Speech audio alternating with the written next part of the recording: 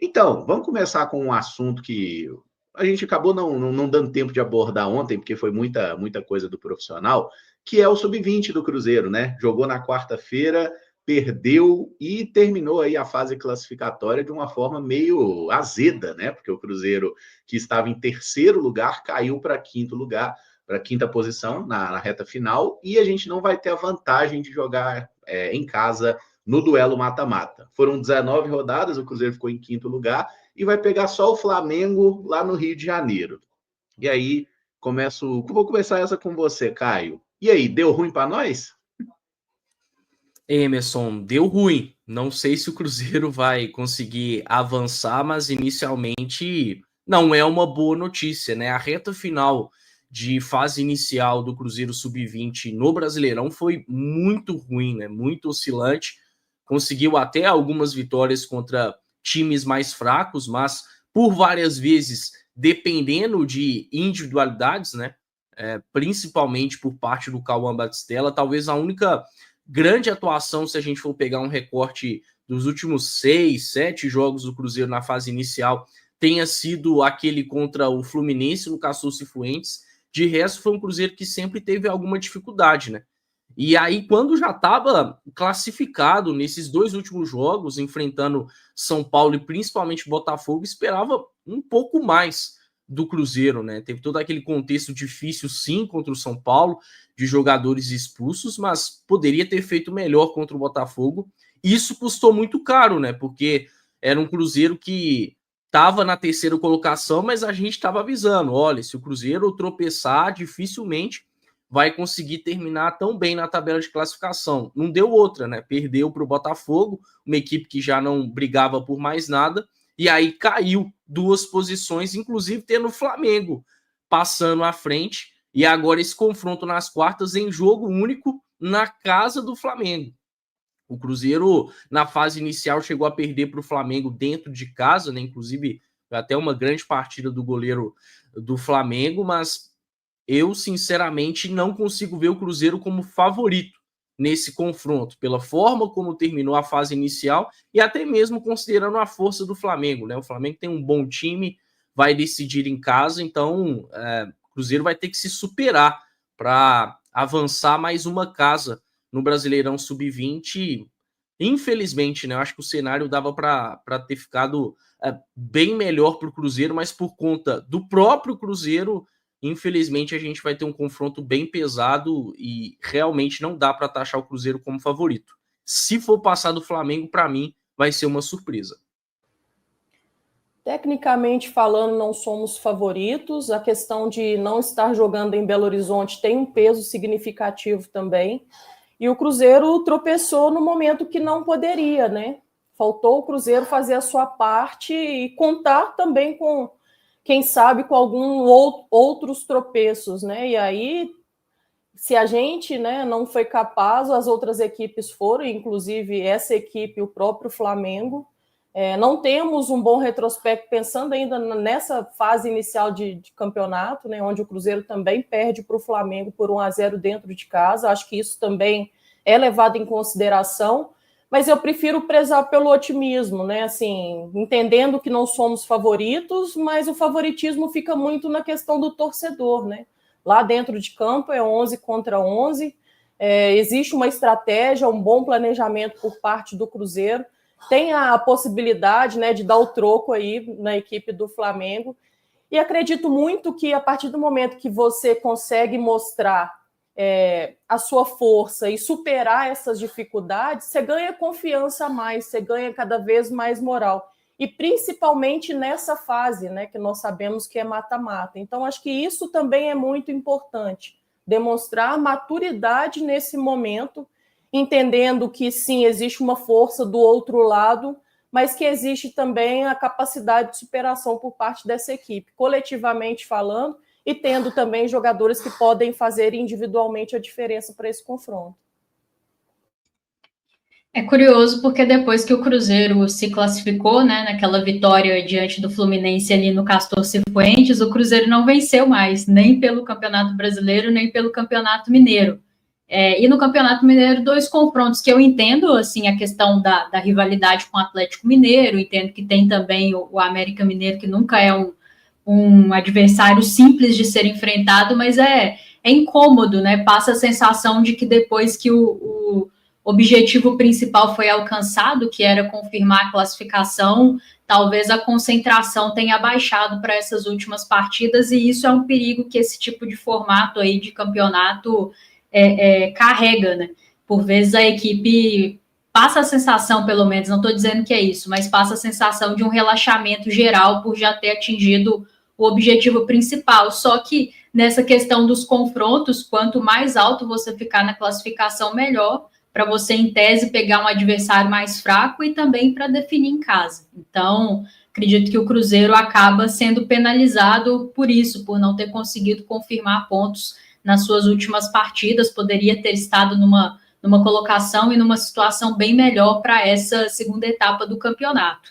É difícil discordar de vocês, eu acho que o Flamengo é favorito, até pelo fator casa, mas esse Cruzeiro, que oscilou bastante nessa campanha, já mostrou também boas valências, né? Tanto individuais quanto coletivas. E aí, se estiver num dia inspirado, acho que tem plenas condições, sim, de buscar a classificação à próxima fase. Mas dificultou muito o seu próprio serviço. Talvez, se tivesse conseguido pontuar nessas 2 últimas rodadas, poderia não só decidir em casa, mas também, de repente, pegar um adversário um pouco mais acessível.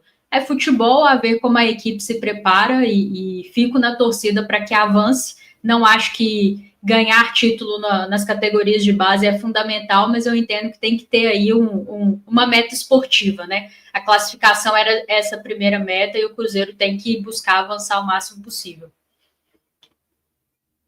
A gente está até colocando na tela aí a tabela, né? O Cruzeiro terminando em 5º lugar. E é especialmente irritante saber que o Cruzeiro perdeu para o Botafogo tomando um gol nos acréscimos do segundo tempo. E se tivesse empatado, ele teria terminado em 4º. Então, esse jogo contra o Flamengo de semana que vem seria com o mando do Cruzeiro, que a gente ganharia na questão do saldo de gols, né? Teria a campanha igualzinha em vitórias, empates e derrotas, e o Cruzeiro com mais saldo. Mas esse gol sofrido na reta final, o Cruzeiro jogou com um time bem misturado ali, várias ausências, porque no jogo anterior tivemos 3 atletas expulsos, né? E mais os problemas de departamento médico. O próprio Batistella, que precisou jogar até o último minuto de um clássico contra o rebaixado Atlético Mineiro pelo Campeonato Mineiro, ele saiu antes, né? Porque já estava desgastado ali. Então, assim, a gente vê o time do Cruzeiro realmente se embananando na temporada. E eu até coloquei uma tela aqui que eu acho interessante para a gente analisar, que é a sequência do time do Cruzeiro neste Campeonato Brasileiro aí. Não está carregando aí, não, né? Foi. Essa é a sequência de jogos do Cruzeiro, do time sub-20 do Cruzeiro na temporada, e aí tá a partir do momento que o Cruzeiro começou a vencer, que o Cruzeiro se acertou ali na vitória contra o Atlético, a gente vinha de uma sequência muito ruim, o Cruzeiro perdeu 5 jogos em 6. Aí, a partir da vitória contra o Atlético, a gente emendou 10 vitórias seguidas. Parecia que o time tinha se acertado. E aí, depois da derrota para o Uberaba no Campeonato Mineiro, que foi jogando com um time alternativo, aí teve a vitória por 3-0, que a Rafa pontuou bem, né? Do Cruzeiro ganhando pelo Brasileirão. E aí acabou também, ó. Perdeu para o América, perdeu para o São Paulo, empatou com o Atlético Mineiro no último minuto, tá? Com o gol do Batistella. Era para perder para o Atlético Mineiro, que foi rebaixado. E aí a gente enfrentou o Botafogo e perdeu mais essa. Vocês conseguem achar alguma explicação para essa irregularidade tão grande do nosso time sub-20? Emerson, acho que tem mais de um fator, né? Vale lembrar que até nessa sequência de vitórias que o Cruzeiro emendou, ele enfrenta adversários mais frágeis dentro do Campeonato Brasileiro sub-20, né? Se a gente pega, por exemplo, o caso do Internacional, o Inter também foi rebaixado, o Cuiabá fez uma campanha muito ruim, o Grêmio, o Atlético Goianiense também acabou sendo rebaixado, mas o Cruzeiro fez o que tinha de fazer. Só acho importante ressaltar que nessa sequência que o Cruzeiro teve aí, em paralelo ao Brasileirão Sub-20, também teve o Mineiro Sub-20, acabou enfrentando adversários mais fracos no geral. Isso acaba contando. Mas eu acho que tem uma série de fatores. A gente sabe que o Cruzeiro, por boa parte dessa sequência, sofreu com alguns desfalques pelos mais diversos fatores, e isso interfere. Por várias vezes entrou um Cruzeiro em campo muito modificado em relação à partida anterior, isso sempre acaba interferindo, mas eu bato muito na tecla do trabalho do Luciano Dias. Não é um trabalho péssimo, mas é um trabalho que já deveria estar em um patamar mais elevado. É um Cruzeiro excessivamente dependente de alguns jogadores em específico, principalmente o Batistella. Se o Batistella não está em um grande dia, dificilmente o Cruzeiro consegue se sobressair em relação ao seu adversário. E não deveria ser assim. O Batistella é hoje o grande jogador do Sub-20 do Cruzeiro? É, inegavelmente, mas tem outros bons jogadores. E eu acho que o Luciano Dias não consegue dar um repertório coletivo legal para essa equipe. Ele tem um bom elenco em mãos, capaz de oscilar muito menos, de ser muito mais constante, mas infelizmente é um trabalho que até aqui fica muito na média. É bem razoável, poderia ser melhor. Então, para mim, passa por alguns motivos, não isentando a questão dos desfalques, mas eu acho que eu colocaria até acima disso o trabalho do Luciano Dias, que pode melhorar. Eu acrescentaria ali apenas no comentário do Caio, apenas por conta da sequência e da necessidade de ter as peças que vêm rendendo mais, talvez as peças também comecem a sentir essa sequência de jogos, né? Jogo atrás de jogo, jogo atrás de jogo. Nós vimos isso acontecendo com o profissional do Cruzeiro ano passado, o tanto que a equipe despencou em termos de desempenho, e acredito que isso também tem uma influência no Sub-20, né? Se é para colocar aqueles jogadores que coletivamente vêm fazendo a diferença em termos de desempenho e também nas peças individuais, são jogadores que jogam mais. E aí, consequentemente, jogando mais, você tem um desgaste maior também. Então, acho que tudo isso que o Caio falou, eu poderia acrescentar essa questão. Se a gente for pegar ali jogo por jogo, 3 dias, né? De 3 em 3 dias tem jogos. De 3 em 3, 4 em 4 no máximo. Então, assim, eles vivem também essa loucura que é o calendário, e isso também pode vir a ser uma explicação. Não acredito também que seja somente um fator. Raramente é um fator só, né? O futebol é multifatorial. Mas realmente eu até entendo essa questão que o Caio está colocando do trabalho do técnico, acho que tem que ser ponderado mesmo, né? Você tem que ter a capacidade de encontrar mais soluções coletivas, mas acredito que a questão dos desfalques, e foram por motivos diferentes, né? Ora por atletas suprindo ali, compondo o elenco profissional, ora questão de seleção e principalmente lesões, né?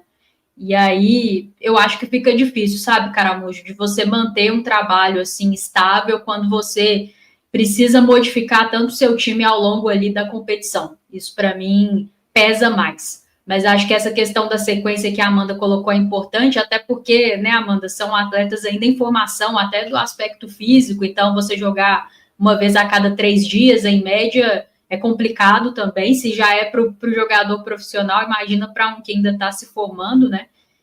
E também entendo a questão das críticas ao treinador. É preciso avaliar se não seria possível tirar mais desse time coletivamente, né? Não ser tão dependente das individualidades.